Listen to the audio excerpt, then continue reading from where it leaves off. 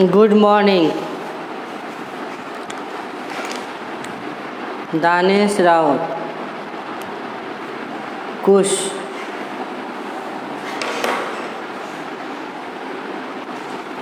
Relative motion के first lecture में शुरू करने वाले relative motion first lecture.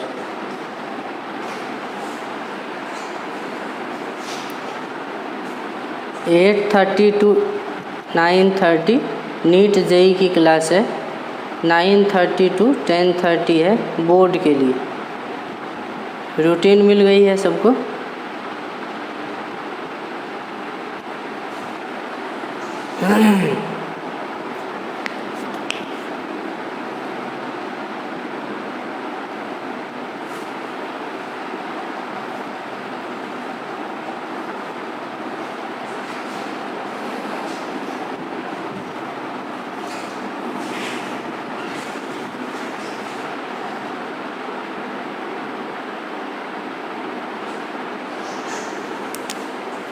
Relative motion heading डालेंगे। रिलेटिव मोशन,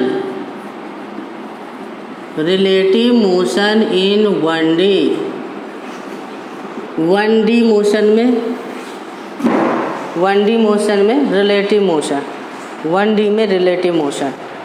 प्रतीक, गुड मॉर्निंग।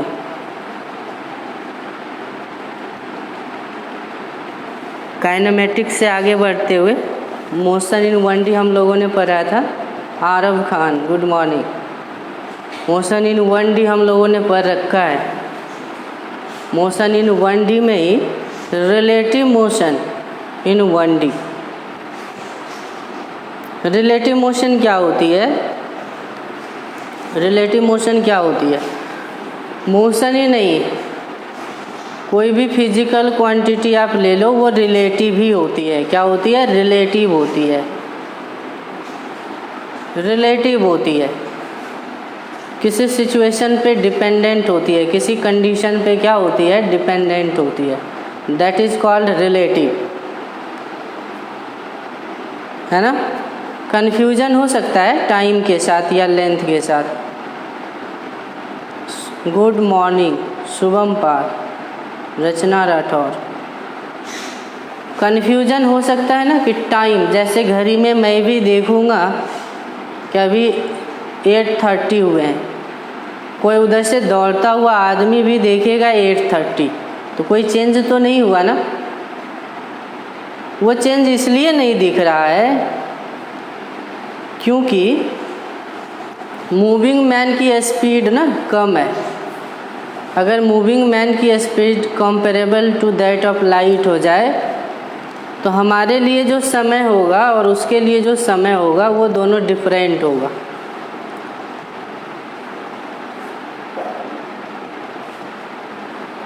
मास भी डिफरेंट होंगे।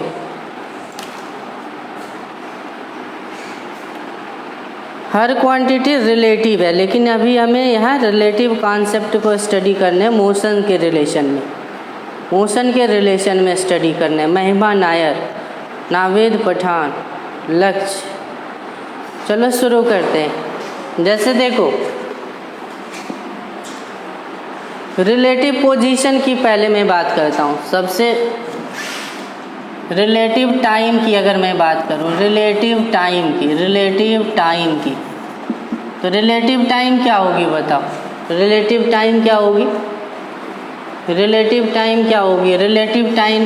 रिलेटिव टाइम को इस तरीके से रिप्रेजेंट करेंगे। This is called relative time. Relative time क्या होगी?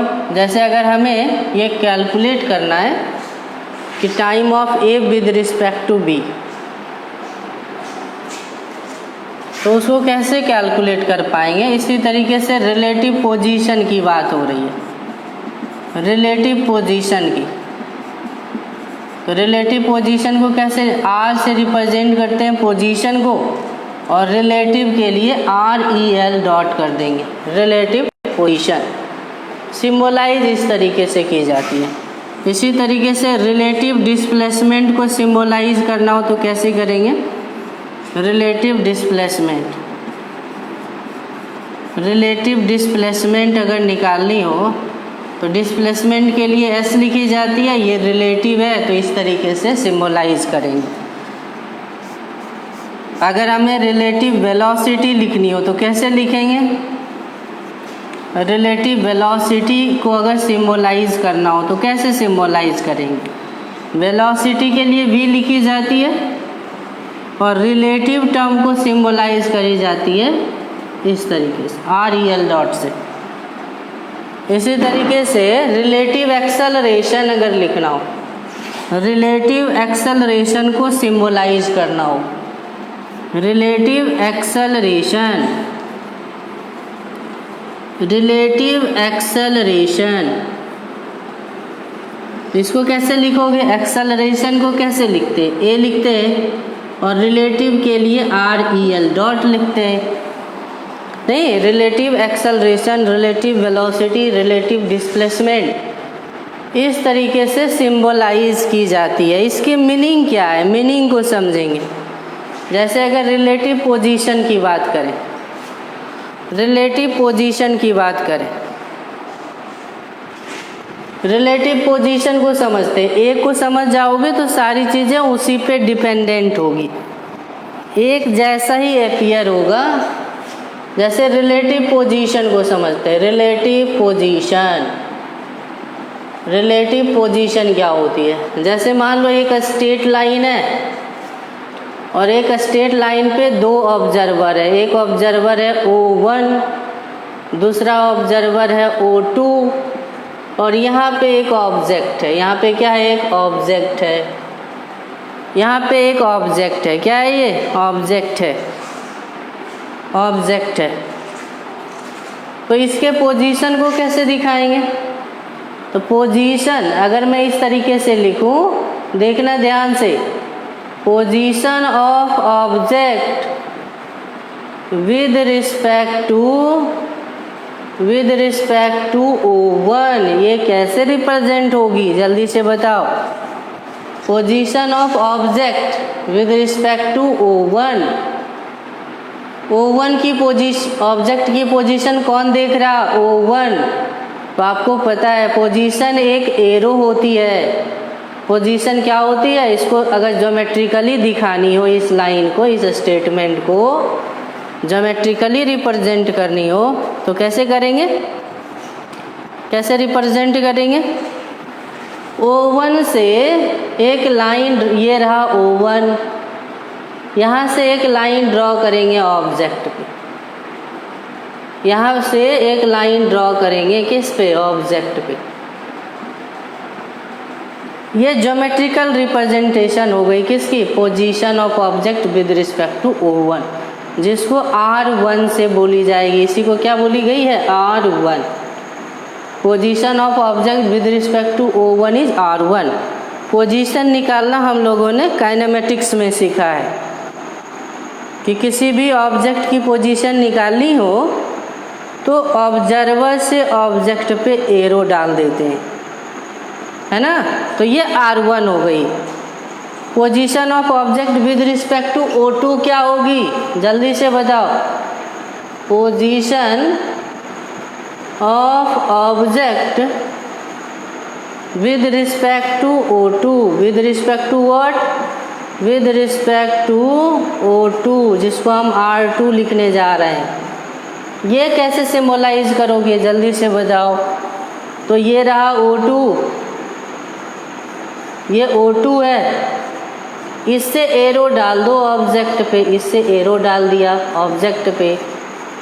This is R2। इसी को क्या कहते हैं? ऑब्जेक्ट की पोजीशन O2 से, ऑब्जेक्ट की पोजीशन O2 के रिस्पेक्ट में या O2 से क्या है? R2 है। तो इंडिविजुअल पोजीशन तो ऐसे निकालते हैं, लेकिन रिलेटिव पोजीशन कैसे निकालेंगे? रिलेटिव पोजीशन की मीनिंग आप समझो। रिलेटिव पोजीशन की आप मीनिंग समझो।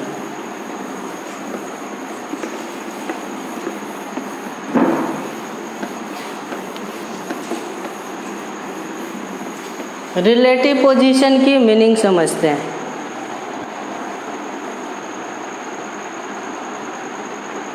इतनी भी छोटी हैंडराइटिंग तो है नहीं कि नहीं दिख पा रहा है, मैं भी देख रहा हूँ लैपटॉप में, दिख रही है सारी चीज़ें। रचना राठौर, कुछ खुद से भी कर लिया करो, सारी चीज़ें टीचर पे ही छोड़ दो।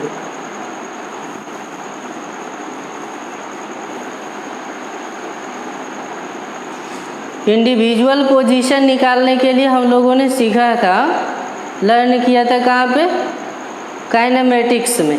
अब हमें क्या निकालनी है, रिलेटिव पोजीशन। जैसे देखो, अगर हमें निकालनी है पोजीशन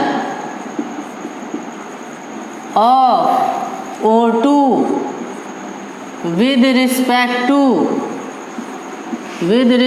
टू O1, तो इसको कैसे सिंबलाइज करोगे, ये चीज़ें काइनेमेटिक्स में लिखी जा चुकी है।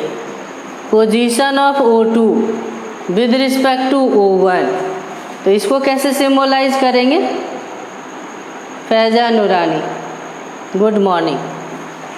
Position of O2 with respect to O1 लिखनी हो तो कैसे सिंबलाइज करेंगे। सेकेंड थर्ड लेक्चर काइनेमेटिक्स में ये सारी चीज़ें डिस्कस किया हूँ, ये आपके रिवीजन ही है, एक तरह से समझ लो। पोजीशन ऑफ, देखो इसको इस तरीके से सिंबलाइज की जाती है। पोजीशन निकालनी है तो पोजीशन के लिए R लिखी जाती है। किसकी पोजीशन निकालनी है, O2 की पोजीशन निकालनी है। किसके रिस्पेक्ट में निकालनी है, O1 के रिस्पेक्ट में निकालनी है। इस तरीके से सिंबलाइज की जाती है। इसको ऐसे रीड करी जाती है, R for position, position of O2, position किसकी, O2 की, with respect to what, O1। और यहाँ पे जो लिखी जाती है दिस इज ऑब्जेक्ट, ये ऑब्जेक्ट के जैसा काम करता है। और यहाँ पे जो रखते हैं दिस इज ऑब्जर्वर, ये ऑब्जर्वर का काम करने लगता है। ये किसका काम करने लगता है, ऑब्जर्वर का। पहले जो सिंबल लिखी जाती है ये ऑब्जेक्ट का काम करता है, बाद में जो सिंबल लिखी जाती है वो ऑब्जर्वर का काम करता है। इस तरीके से सिंबलाइज करी जाती है।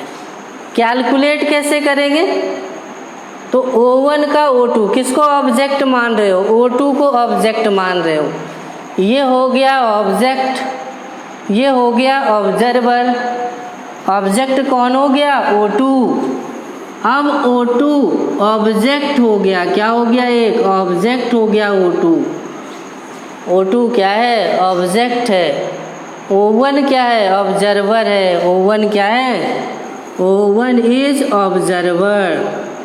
तो ये जो सिंबलाइज आपने किया है ना ये एरो से, this is called RO2 with respect to O1। ये सिंबलाइज होती है ज्योमेट्रिकली इस वे में। अच्छा, ये तो आप कैलकुलेट कर सकते हो। ये कैसे कैलकुलेट हुआ जरा देखो, ये लेंथ आप नहीं निकाल सकते हो। यहाँ से यहाँ तक का लेंथ मालूम है, यहाँ से यहाँ तक का लेंथ मालूम है, तो ये लेंथ नहीं निकल आएगी। अभी अभी देखा था, रियल ऑब्जेक्ट यहाँ पे है। रियल ऑब्जेक्ट कहाँ पे है, यहाँ पे है रियल ऑब्जेक्ट। तो ये वाला जो एरो था ना, this is called R1, this is called what, R1। इसको O2 या O1 या ऐसे भी लिख सकते हो, 2 विद रिस्पेक्ट टू 1, ऐसे भी लिख सकते हो।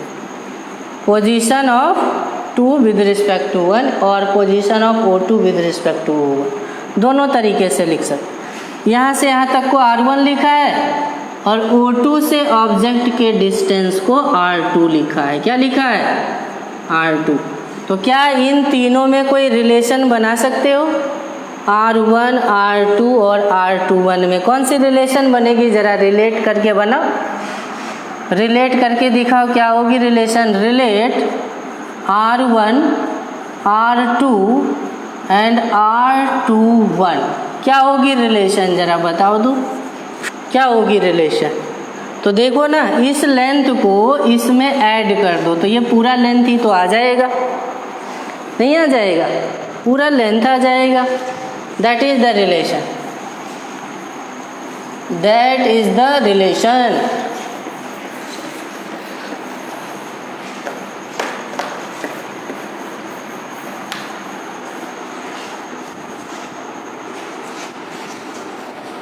ओके अफनान सिद्दीकी। चलो दोनों को रिलेट करते हैं।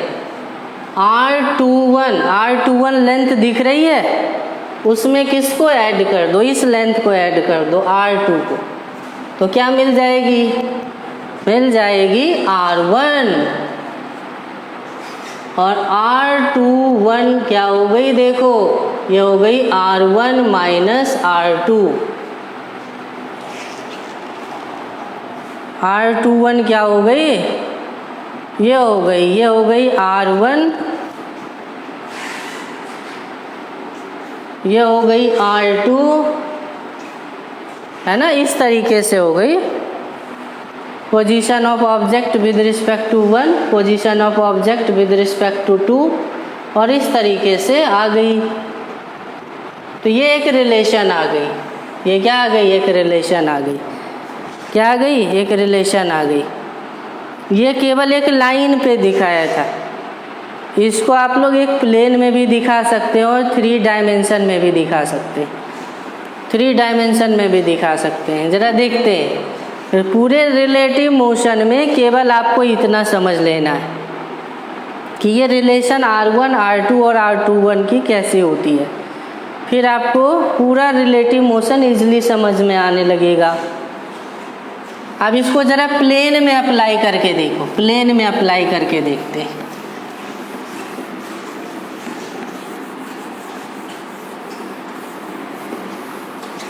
प्लेन में अप्लाई करके देखते हैं। जैसे मान लो एक कोई कोऑर्डिनेट सिस्टम हमने लिया है, XY कोऑर्डिनेट सिस्टम, एक XY कोऑर्डिनेट सिस्टम ले रखा है, कोई भी प्लेन हो सकता है, ज़रूरी नहीं कि XY, कोई भी प्लेन है, और 2 ऑब्जेक्ट है। एक ऑब्जेक्ट देखो यहाँ पे है O1, दूसरा ऑब्जेक्ट कहाँ पे है, ये है O2। अब ज़रा जल्दी से सोच करके बताना, O1 की पोजीशन क्या होगी। आपको बताया था कि किसी भी ऑब्जेक्ट की पोजीशन अगर दिखानी हो तो ऑरिजिन से, ये रहा ऑरिजिन, ये रहा ऑरिजिन, ऑरिजिन से एक एरो डालते हैं O1 पे, this is called position of object 1। ये होती है। O2 की पोजीशन दिखानी हो तो कैसे दिखाएंगे ज्योमेट्रिकली, ऑरिजिन से, किसी भी ऑब्जेक्ट की पोजीशन लिखनी हो ना तो ऑरिजिन से एरो डालते हैं। ऐसा काइनेमेटिक्स में भी पढ़ रखा था, सेम चीज़ है। इस तरीके से प्लेस कर देंगे, this is called R2, position of O2 is R2। अब अगर हमें मान लो क्या शो करने, रिप्रेजेंट, क्या रिप्रेजेंट करो आप, रिप्रेजेंट करके दिखाओ। क्या रिप्रेजेंट करके दिखाओ, position of O2, position of what, O2 with respect to O1, इसको रिप्रेजेंट करके दिखाओ।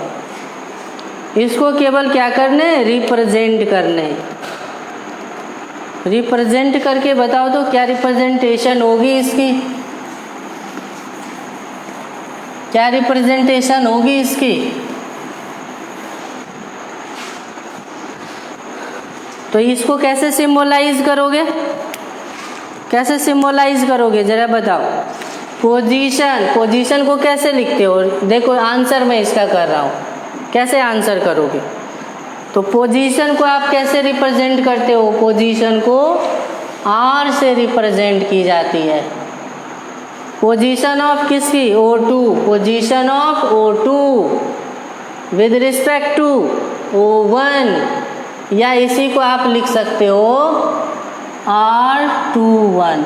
O2 लिखो या 2 लिख दो, O1 लिखो या 1 लिख दो, है ना। दिस इज पोजीशन, यही रिक्वायर्ड है, यही कैलकुलेट करने, इसी को रिप्रेजेंट करने नहीं।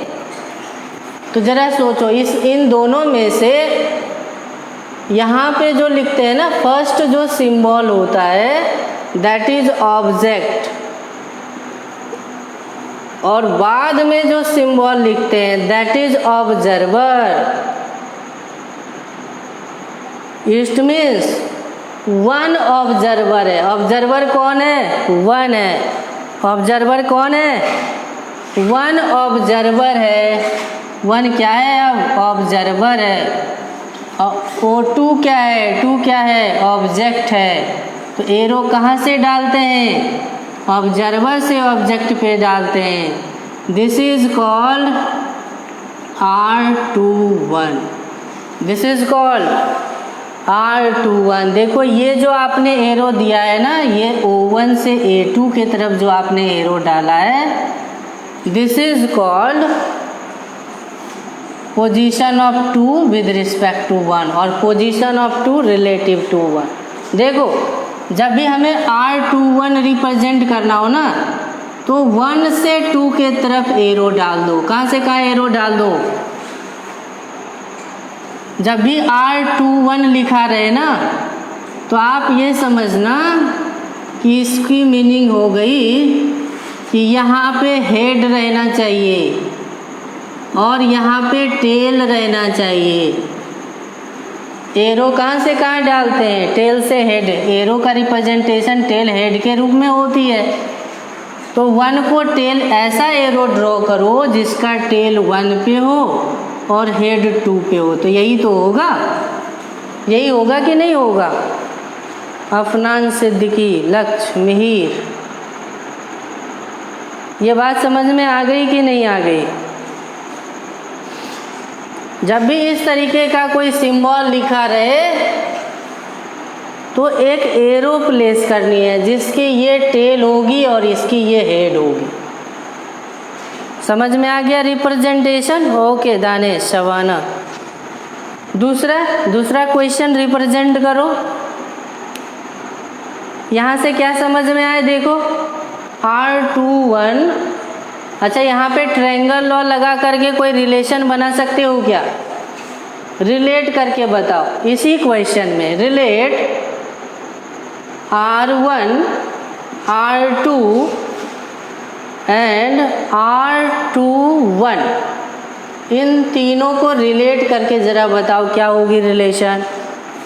R1, R2 एंड R21, ये जो 3 एरो दिख रहा है, this is R1, R2, R21, ये 3 एरो के बीच का रिलेशन क्या होगा? क्या होगा रिलेशन? तो हम लोगों ने वेक्टर में पढ़ा है ट्रायंगल लॉ कि जब भी एक वेक्टर के हेड पे दूसरे वेक्टर का टेल हो तो रिजल्टेंट टेल से हेड पे जाती है। देखो यही तो है। दिख रहा है क्या? दिख रहा होगा। ऐसे एक एरो इधर से गया, ये R1 हो गया, और एक एरो इधर से गया, ये R21 हो गया, और एक एरो यहाँ से यहाँ गया है, दिस इज R2। तो वेक्टर का ट्रायंगल लॉ आपने पढ़ा है ना? नहीं, अफनान सिद्दीकी, दोबारा चेक करो, दोबारा चेक करो अफनान सिद्दीकी। ट्रायंगल लॉ में क्या होती है? दो वेक्टर जो A एंड B होती है ना, वो टेल हेड से कनेक्टेड होते हैं। देखो इसकी टेल इसके हेड से कनेक्टेड है, और ये हो गई रिजल्टेंट जो फर्स्ट वेक्टर के टेल से लास्ट वेक्टर के हेड पे जा रहा है। तो ये दोनों कंपोनेंट वेक्टर्स हैं और ये उसकी रिजल्टेंट है। तो यूजिंग ट्रायंगल लॉ आप ऐसा लिख सकते हो। यूजिंग ट्रायंगल लॉ कैसे लिख सकते हो? ऐसे लिख सकते हो R1 plus R21, this is R2, और R21 की जो वैल्यू होगी वो होगी R2 माइनस R1। क्या होगी? R2 माइनस R1 होगी। R21 क्या होगी? R2 माइनस R1 होगी। अच्छा, अफनान सिद्दीकी सही है, अब जाके सही है। R1 plus R21 equals to R2। कुछ नया अब आपको मिलने वाला है नहीं, पहले जो आप पढ़ चुके हो, है ना? वो चीज़ें रिपीट होने वाली है।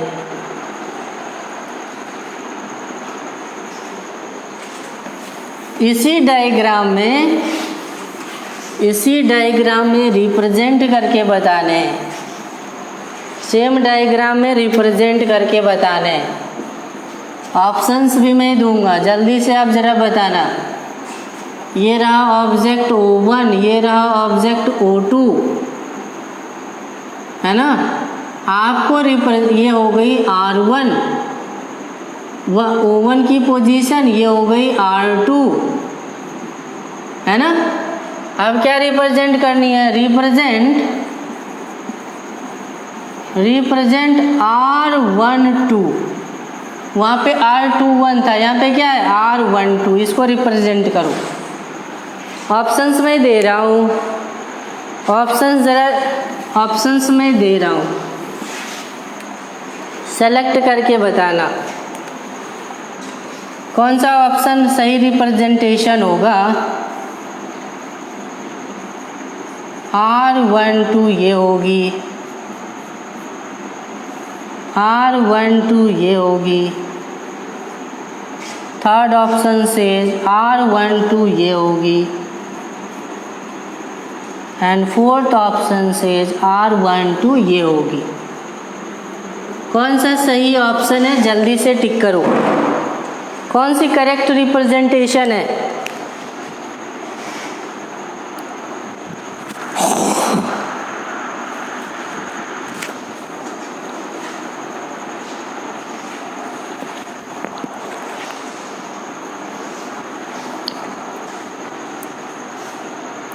ओके बंसीगा, Afnan Siddiqui third option, Aarav third option. केवल इतना अगर आप समझ जाओ तो आगे प्रॉब्लम नहीं आएगी। दानेश थर्ड ऑप्शन, फैजा नूरानी third, yes third option correct है, थर्ड ऑप्शन सही है। जब भी इस तरीके का रिप्रेजेंटेशन करना हो तो आप ये समझ लो कि यहाँ पे जो पहली सिंबल दी जाती है वो होती है क्या, ऑब्जेक्ट, और ये होती है ऑब्जर्वर। या ऐसे समझ लो कि यहाँ वाला जो पोजीशन होता है वो होता है हेड, हेड की पोजीशन होती है, एरो के हेड पे होती है, और बाद में जो सिंबल होती है वो हेरो की टेल होती है। तो 2 पे टेल को रखनी है, 1 पे हेड को रखनी है, 1 पे हेड बनानी है, 2 पे टेल बनानी है। तो ऐसे ही एरो तो होगा, यही रिप्रेजेंटेशन तो होगी। This is R12, this is R12, और ये कौन से ऑप्शन में गिवन है, थर्ड ऑप्शन में गिवन है। वंशिका, शुभम, आ गई बात समझ में। रिलेटिव थिंग्स को कैसे रिप्रेजेंट करेंगे।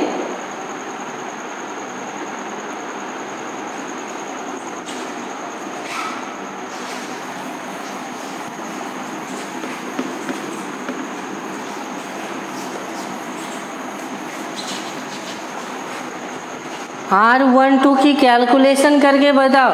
इसी में नेक्स्ट पार्ट है, नेक्स्ट क्वेश्चन है, calculate R12 in terms of R1 and R2, R1 and R2 के रूप में कैलकुलेट करना है। जल्दी से कैलकुलेट करके बताओ तो R12 क्या हो जाएगी, R1 और R2 के टर्म में, R1 और R2 के टर्म में क्या हो जाएगी, R12।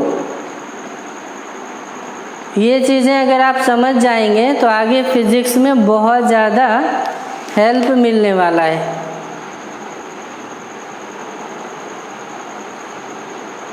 जल्दी से R12 लिखो, R12 विल बी, ऑप्शंस में दे दूँ, चलो ऑप्शंस में दे रहा हूँ। ऑप्शन में दे देता हूँ, अफनान सिद्दीकी ऑप्शन में देता हूँ। R12 equals to R1 minus R2।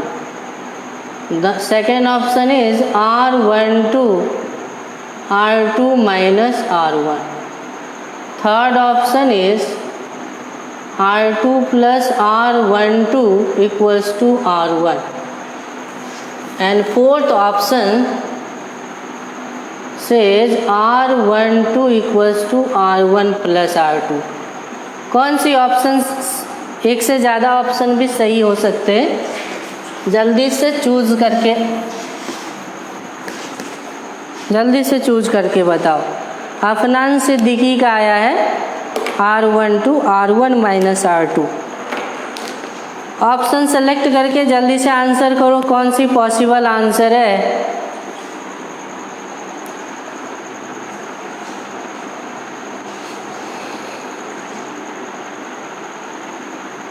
Danesh 1 and 3rd Danesh 1 and 3rd।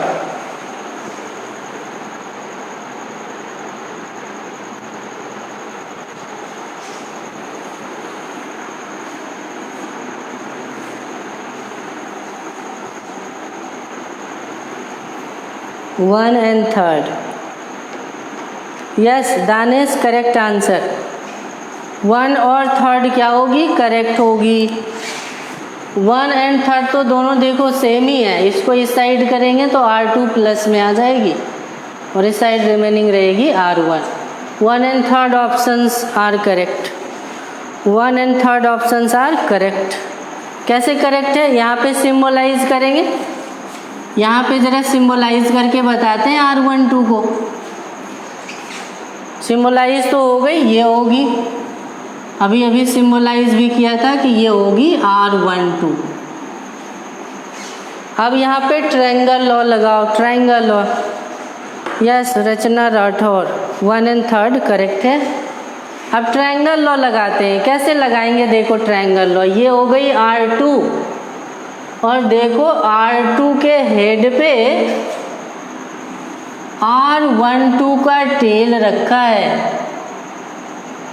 R2 के हेड पे R12 का टेल रखा और ये है R1। तो ये दोनों क्या हो गया, कंपोनेंट वेक्टर, और ये हो गया उसका रिजल्टेंट। तो कैसे लिखोगे, ट्रायंगल लॉ से, ट्रायंगल लॉ यूज करो, using triangle law vector addition क्या लिखोगे, R2 R12 equals to R1। ये देखो यही लिखा है। अब इसको रीअरेंज करो, इसको राइट साइड में ले जाओ तो R12 होगी R1 माइनस R2। देखो यहाँ पे 1 है तो पहले 1 आता है, बाद में 2 है तो यहाँ पे 2 आता है। क्या आता है, 2 आता है। यश आरव, आ गई बात समझ में, कैसे रिप्रेजेंट करनी है और ट्रायंगल लॉ का कैसे यूज करना है।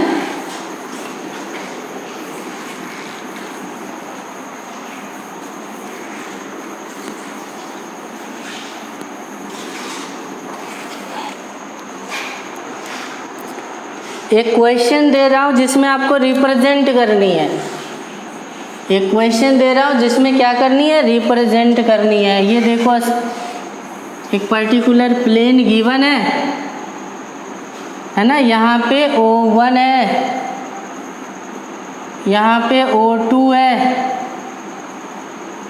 यहाँ पे O3 है, यहाँ पे O4 है। इस तरीके से O1 O2 O3 O4 given है। आपको क्या रिप्रेजेंट करनी है, पहला जो क्वेश्चन है, first part of the question is represent क्या रिप्रेजेंट करनी है, R13 को रिप्रेजेंट करनी है। किसको रिप्रेजेंट करनी है? R13 को रिप्रेजेंट करनी है। R13 को रिप्रेजेंट करनी है। जल्दी से बताओ क्या होगी रिप्रेजेंटेशन?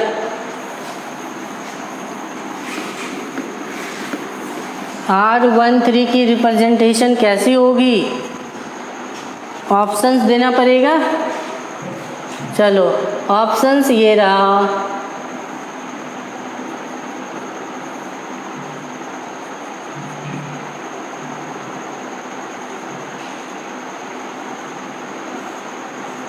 चलो कौन सा रिप्रेजेंटेशन है? कौन सी रिप्रेजेंटेशन करेक्ट है? किसके लिए? R13 के लिए। R13 के लिए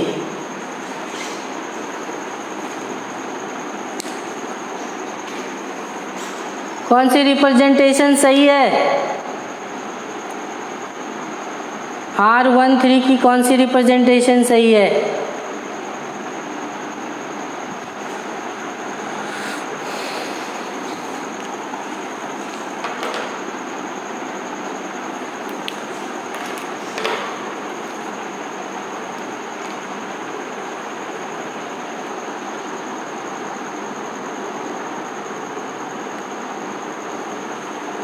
दानेश प्रतीक का 4 है। दानेश आरव 3, शुभम पाल 4th। शुभम पाल और प्रतीक, ध्यान ना देने का ये परिणाम होता है। अच्छा सही है। आरव और दानेश दोबारा चेक करो। शुभम और प्रतीक का सही है।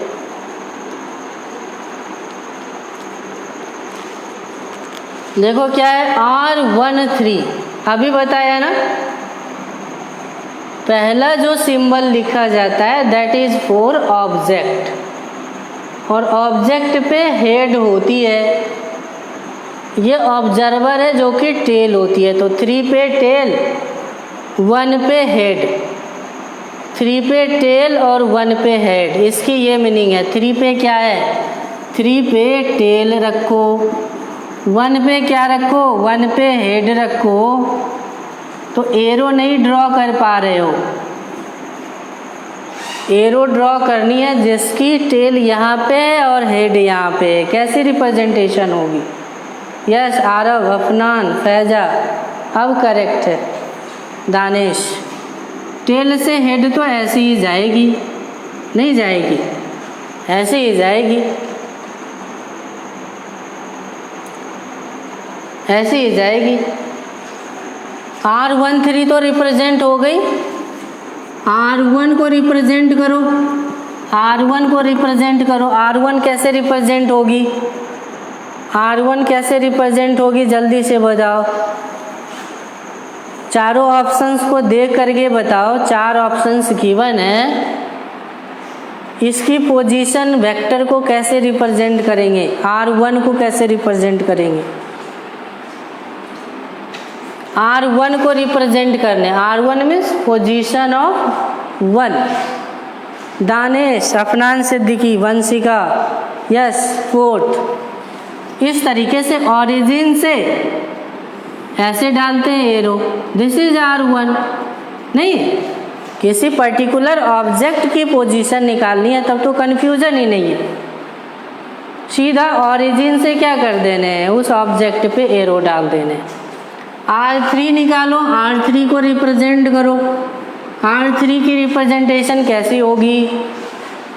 सेम ऑप्शंस दे रहा हूँ, सेम ऑप्शंस तो नहीं चलेंगे, सेम ऑप्शंस नहीं चलेंगे। चलो ऑप्शंस ये दिया और ये दिया, जल्दी से बताओ कौन सा ऑप्शन सही है?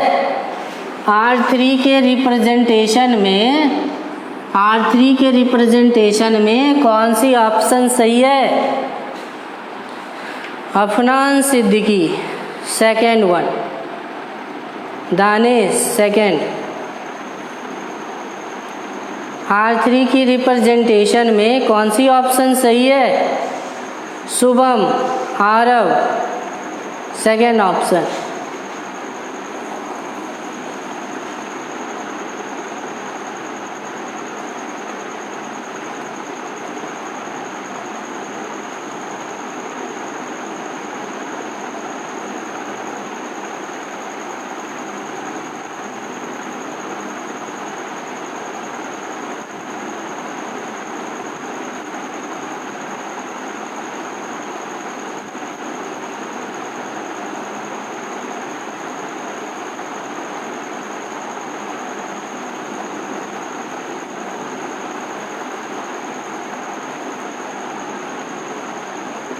सेकेंड ऑप्शन हो गई करेक्ट। यस, R3 ही तो रिप्रेजेंट करनी है, 3 की पोजीशन, इसकी पोजीशन क्या होगी, ऑरिजिन से डालेंगे एरो, ऑरिजिन से क्या करेंगे, एरो प्लेस करेंगे, ऑरिजिन से एक एरो प्लेस करेंगे। ये हो गई R13, ये हो गई R3, ये तो हो गई, ये हो गई। नेक्स्ट क्वेश्चन क्या है,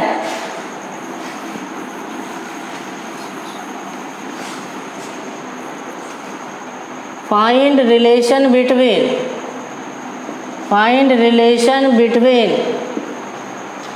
R1, R3, R13, कौन सी रिलेशन होगी, जल्दी से बताओ। R13 is R1 plus R3, R13 is R3 minus R1, R13 is R1 minus R3 and R3 plus R13 equals to R1। कौन से ऑप्शन सही हो सकते हैं, कौन से ऑप्शन सही हो सकते हैं, जल्दी से बताओ।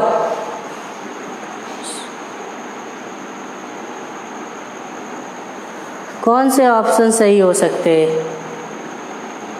अफनान सिद्दीकी थर्ड, एक से ज़्यादा भी हो सकता है अफनान, एक से ज़्यादा भी ऑप्शन सही हो सकते हैं। यस दानिश करेक्ट है, 3 और 4, 3 और 4 दोनों ऑप्शंस तो सेम ही है।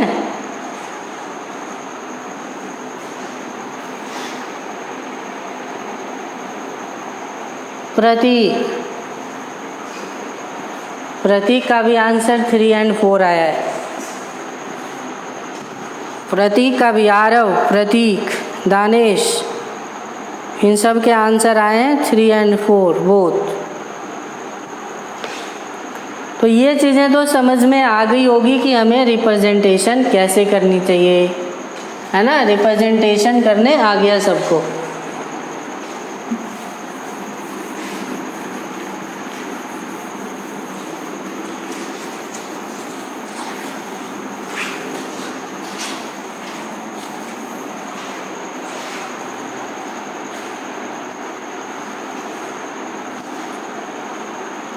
Yes, 3 and 4 Rachna, 3 and 4 is correct।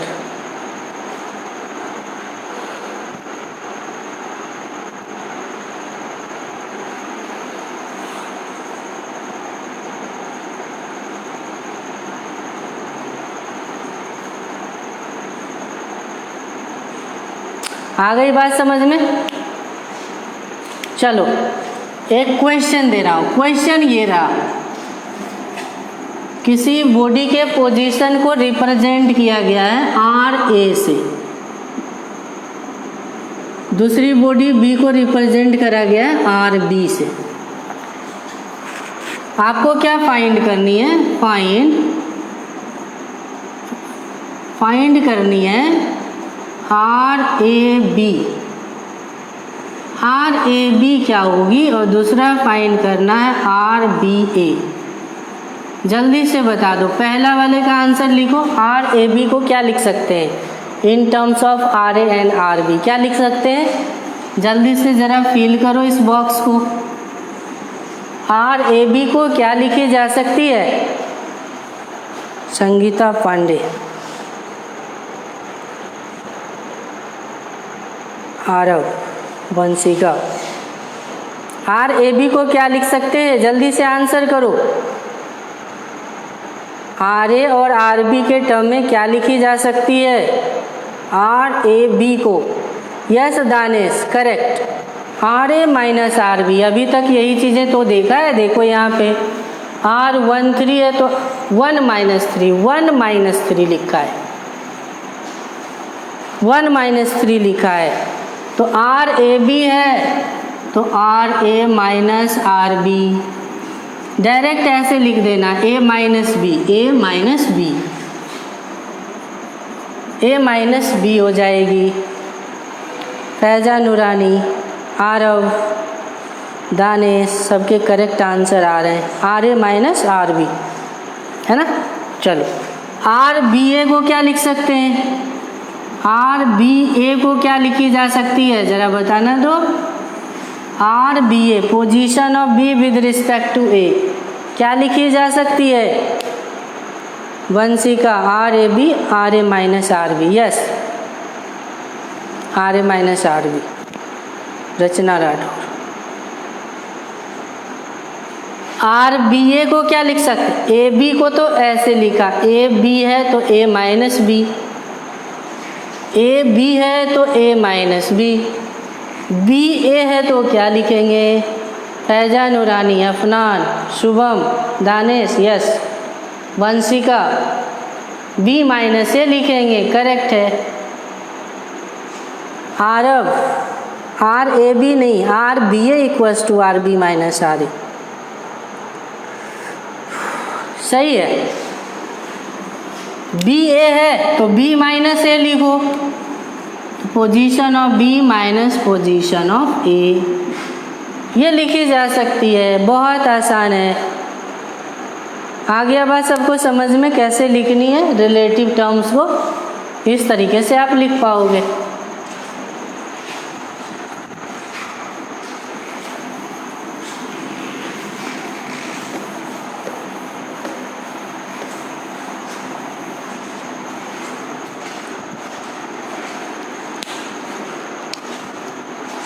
अब जरा आगे समझना,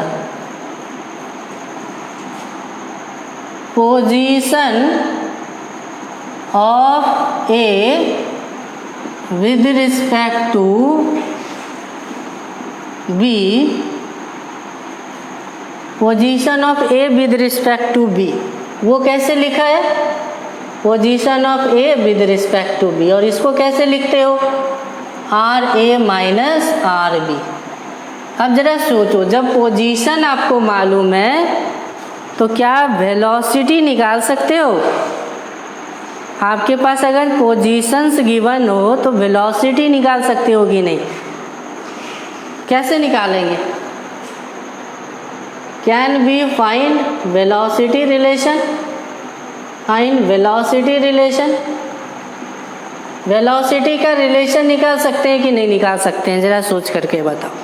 यस आपने पढ़ा तो था 1D काइनेमेटिक्स में कि पोजीशन को डिफरेंशिएट करने से वेलोसिटी आती है, वेलोसिटी को डिफरेंशिएट करने से एक्सेलरेशन आती है, याद है क्या सबको। ऐसा लिखता था, पोजीशन को डिफरेंशिएट किया dx/dt तो ये हो गया वेलोसिटी, और इसको डिफरेंशिएट किया वेलोसिटी को तो ये आ गया एक्सेलरेशन, इसी को इंटीग्रेट किया तो रिवर्स में आ गया, है ना। इस तरीके से यूज़ करते।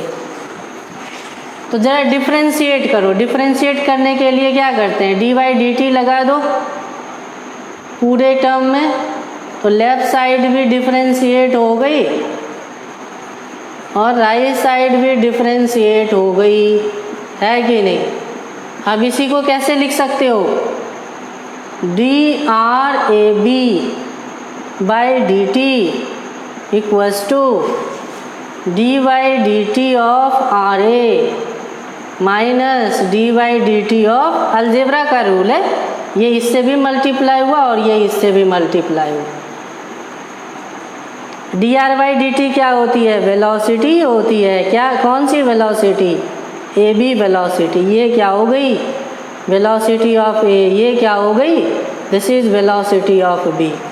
देखो पोजीशन में ही नहीं, वेलोसिटी में भी ऐसा होता है, ए बी है तो A minus B, A B है तो ए माइनस बी। आ गई बात समझ में, शबाना शेख, वंशिका, दानेश।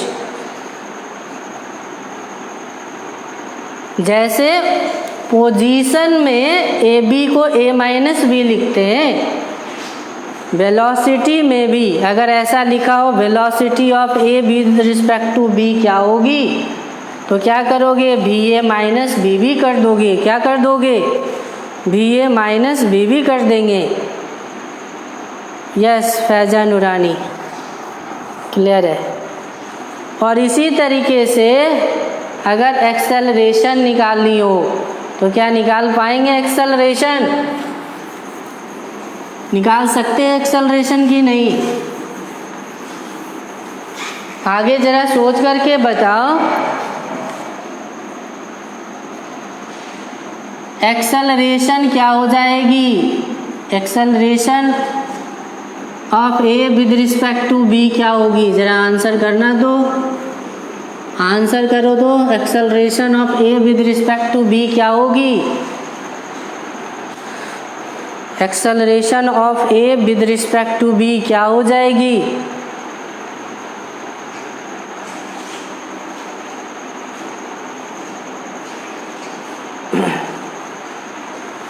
मिहिर सरकार क्या हो जाएगी, जल्दी से बताओ। Acceleration of A with respect to B क्या हो जाएगी, acceleration of A with respect to B. फिर से डिफरेंशिएट करो इसको, नहीं फिर से डिफरेंशिएट करके देख लो। Velocity of A with respect to B equals to B A minus B B. तो डिफरेंशिएट करोगे तो इसकी डिफरेंशिएशन क्या होगी, एक्सेलरेशन होगी। इसकी डिफरेंशिएशन इसकी एक्सेलरेशन होगी, इसकी डिफरेंशिएशन इसकी एक्सेलरेशन होगी। हो तो गई, ए बी है तो ए माइनस बी, कुछ सोचना ही नहीं है ना। सोच तो पहले ही लिया है कैसे करना है, अब हमें अप्लाई करना है। रिलेटिव मोशन में जब भी इस तरीके का टर्म यूज हो, 1 2 A B C D P Q, तो पहले वाले टर्म में दूसरे वाले टर्म को सब्ट्रैक्ट कर देने हैं। दूसरे वाले टर्म को क्या कर देने हैं, सब्ट्रैक्ट कर देने, सब्ट्रैक्ट कर देने। सब्ट्रैक्ट करते ही रिलेशन आ जाएगी।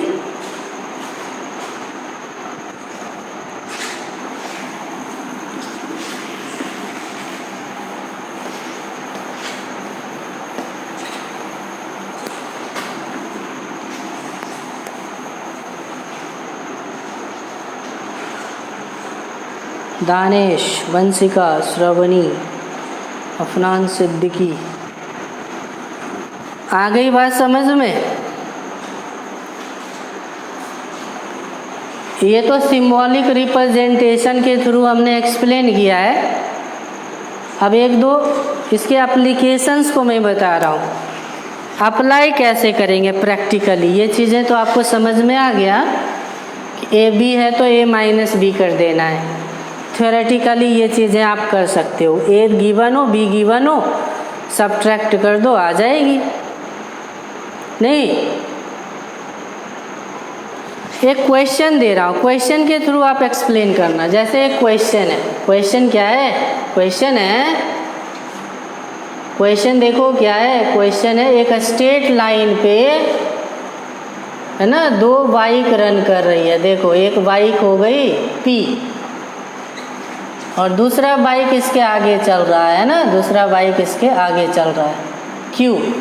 दो बाइक है पी एंड क्यू। पी की वेलोसिटी है, पी की वेलोसिटी है 30 मीटर पर सेकेंड और क्यू की वेलोसिटी है, क्यू की वेलोसिटी क्या है, क्यू की वेलोसिटी है 20 मीटर पर सेकेंड। क्या है क्यू की वेलोसिटी, 20 मीटर पर सेकेंड है।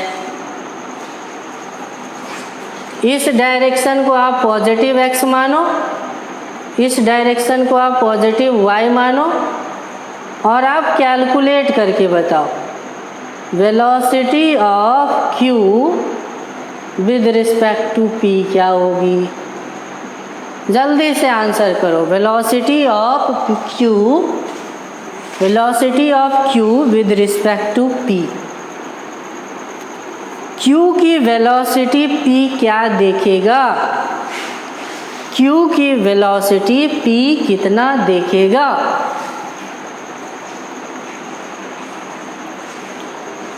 क्यू की वेलोसिटी को p कितना देखेगा, जल्दी से आंसर करके बताओ। Velocity of q with respect to p। पहले इस तरीके का एक्सप्रेशन यूज करो। ए बी है तो क्या लिखते हैं, a माइनस बी। यहाँ पे क्या है, क्यू पी है तो q माइनस पी करके आंसर बताओ जल्दी से। यस दाने, सॉल्व करके बताओ। साइन के साथ है ना, फिजिक्स में डायरेक्शन की बहुत ज़्यादा इम्पोर्टेंस है। तो बिना डायरेक्शन के आप अगर बोलते हो तो ज़्यादा कोई मीनिंगफुल नहीं हो पाएगा। अफनान सिद्दीकी, डायरेक्शन के साथ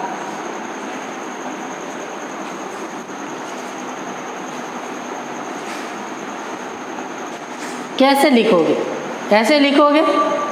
velocity of q with respect to p, Q P है तो q माइनस पी, ऐसा तो लिख ही दोगे। अब इसमें कोई कन्फ्यूज़न नहीं। q की वेलोसिटी लिखो, q की वेलोसिटी दिख रही है 20i cap plus 20i cap, ये माइनस है इसलिए माइनस लिखा हूँ।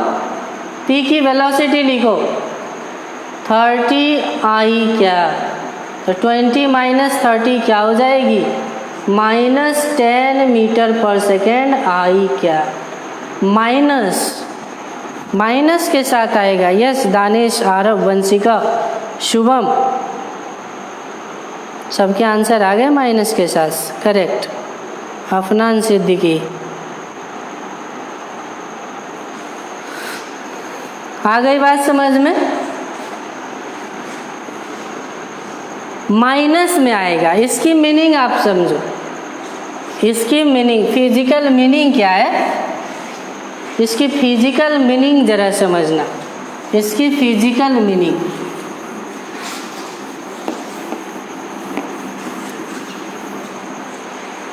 इसकी फिजिकल मीनिंग क्या है कि जब हमें velocity of q with respect to p निकालनी है तो q क्या हो गया, हमारा ऑब्जेक्ट हो गया, p हो गई ऑब्जर्वर। ऑब्जर्वर कौन हो गया, p हो गया। p देखेगा, किसको देखेगा, एक ऑब्जेक्ट q को। तो इसके अकॉर्डिंग है ना, जो चीज़ें आप कैलकुलेट करते हैं उसको समझना भी ज़रूरी है, अदरवाइज थोड़ी कॉम्प्लेक्सिटी आएगी तो वहाँ पे प्रॉब्लम क्रिएट हो जाएगी। समझेंगे इसको। ऑब्जर्वर कौन है, p है, तो p को अब आप एक ऑब्जर्वर बना दो। p को क्या बना दो, p को ऑब्जर्वर बना दो। p को ऑब्जर्वर बना दो, ये बना दिया ऑब्जर्वर, ये बना दिया इसको, p को ऑब्जर्वर बना दिया। अब जरा समझना, इसके हेड में केवल आई ही है। p को बना दिया ऑब्जर्वर, p को बना दिया ऑब्जर्वर, और q क्या है, q क्या है जरा बताना। q तो ऑब्जेक्ट है, q तो ऑब्जेक्ट है, ये देखेगा q को। कोई भी ऑब्जर्वर किसी भी सिचुएशन में रहे हुए अपने आप को परमानेंट रेस्ट में मानता है, मानता है कि नहीं। ट्रेन पे आप बैठे हो तो ट्रेन के रिस्पेक्ट में आपको क्या लगता है कि आप मूव कर रहे हो, नहीं, आपको लगता है मैं तो बैठा हूँ, मैं तो रेस्ट में हूँ।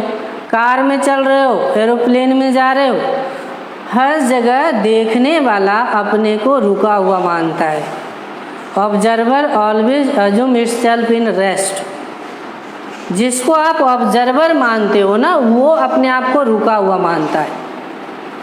ये तो रुका है नहीं, जरा समझना, ये रुका हुआ नहीं है, ये तो चल रहा है 30 मीटर पर सेकेंड से, और ये चल रहा है 20 मीटर पर सेकेंड से। लेकिन अगर इसको ऑब्जर्वर बना दिए हो तो ये तो रुक गया ना। ऑब्जर्वर अपने आप को रुका हुआ फील करता है, तो ये रुकेगा कैसे, रुकेगा तभी जब आप इसको 0 बना दो, 30 को बना दो 0। 0 तभी बनेगा जब 30 को एक अपोजिट वाला 30 बैलेंस करे। 30 माइनस 30 तो 0 होगा, तभी ये रुकेगा। पहला ये स्टेप है। ऑब्जर्वर क्या करता है, अपने आप को रुका हुआ मानता है। रुका हुआ मानने के लिए अपने पे एक चेंज उसे करना ही होगा। ये चेंज लाया, ये एक चेंज है जो अपने आप को रोकने के लिए लाना ही पड़ेगा। और दूसरा ये है कि अगर ऑब्जर्वर अपने ऊपर कोई बदलाव करता है ना, तो वो बदलाव यूनिवर्स के सारे बॉडी के साथ जुड़ जाता है। वो बदलाव कहाँ चला जाता है, यूनिवर्स में जितनी भी बॉडी है सब पे जुड़ जाती है। तो ये इस पे तो जुड़ा है, ये इस पे भी जाके जुड़ जाता है। तो ये जैसे ही इस पे जुड़ेगा, ऐड होगा, क्यू पे जरा देखो ऐड होगा। ये 20 से जा रहा था, अब ये चेंज लाया है तो ये चेंज यहाँ पे आ जाएगा। यहाँ पे आ गया चेंज 30, और यहाँ पे तो पी रुका हुआ है, अपने आप को मान रहा है कि रेस्ट में, मैं तो रेस्ट में हूँ, मैं तो रुका हुआ हूँ, ऐसा पी मान रहा है। और चेंज ला करके अब देखो क्या होगा, 30 लेफ्ट साइड लग रहा है, 20 राइट साइड लग रहा है। इन दोनों का रिजल्टेंट जानते हो क्या हो, 10 होगा, इस तरफ होगा। इन दोनों का रिजल्टेंट क्या होगा, इन दोनों की रिजल्टेंट क्या होगी, लेफ्ट साइड होगी, टूवर्ड द पी होगी।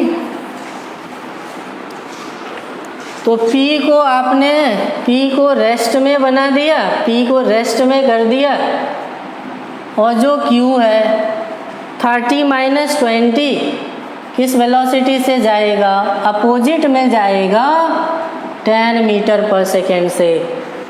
इट मीन्स दोनों रियल में अर्थ के रिलेटिव मोशन में है। अर्थ के रिलेटिव क्या है, मूविंग है। लेकिन पी क्या देखेगा, पी फास्ट जा रहा है, ये स्लो जा रहा है। आप ऐसे बाइक चला रहे हो तो आपको क्या लगेगा, आगे अगर जो बाइक चल रही है वो स्लो चल रही है तो आपको लगेगा ना मैं रेस्ट में हूँ, आगे जाने वाली बाइक मेरे पास आ रही है, मैं रुका हूँ, और आगे जाने वाली बाइक है ना स्लोली या फास्टली नियरर आ रही है। मूवमेंट की टेंडेंसी नियरर है, और उसकी वैल्यू कितनी है, 10 मीटर। नेगेटिव क्यों आया, नेगेटिव देखो दिख रहा है, नेगेटिव क्यों आया, नेगेटिव क्यों आया, ऑब्जर्वर क्या हो रहा है, ऑब्जर्वर की रिलेटिव डिस्प्लेसमेंट घट रही है। रिलेटिव डिस्प्लेसमेंट क्या हो रही है, कम हो रही है। तो प्रैक्टिकली आप ऐसे भी लगा सकते हो रिलेटिव मोशन के क्वेश्चन को। अब दिस इज द आंसर। ये P देख रहा है Q को, अब हमें निकालना है velocity of Q with respect to P।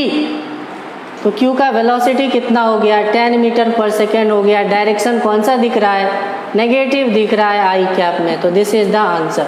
देखो दोनों आंसर सेम ही तो आया, दोनों आंसर सेम आया कि नहीं आया। तो रिलेटिव मोशन को दोनों तरीके से सॉल्व करेंगे। VAB VA माइनस VB वो फॉर्मूला तो लगाएंगे ही, साथ में अगर हमें सेंस को समझना है कि रियल में हो क्या रहा है, तो उसके लिए हमें क्या करना होगा, ये 2 स्टेप लगाना होगा, ये 2 स्टेप लगाना होगा। नेक्स्ट क्लास में इस 2 स्टेप को मैं लिखा करके है ना इसको राइट डाउन करेंगे, और उसके बाद इसके एप्लीकेशंस को आगे देखते जाएंगे।